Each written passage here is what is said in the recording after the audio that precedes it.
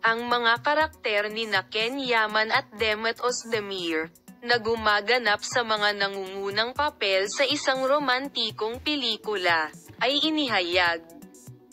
Ken Yaman at Demet Özdemir ay nagbabahagi ng nangungunang papel sa isang bagong romantikong pelikula. Ayon sa balita ng mamamahayag na si Bir Senador Altentas, ang mga karakter ng mga aktor ay natukoy na. Ang mga detalye ay makikita sa aming video.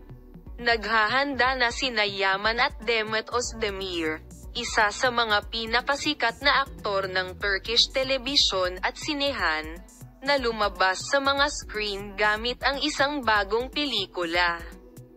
Nagsimula na ang rehearsals para sa isa pang love movie, na ginawa ng 03 Media.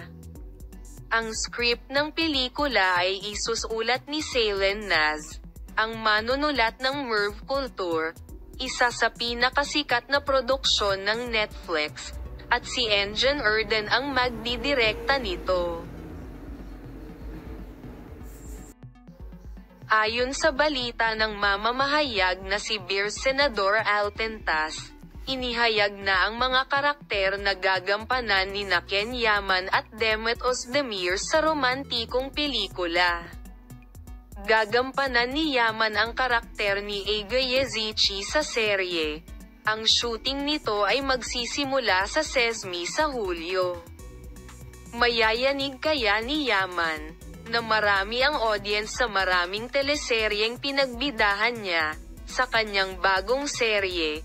Isa na namang love family ang magdadala sa mga screen ng reunion nina Ega at Leo, na magkasanib na negosyo at nakilala sa kanilang pagkabata.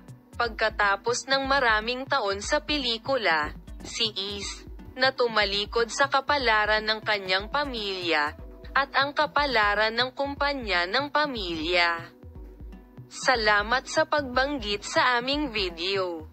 See you in new videos.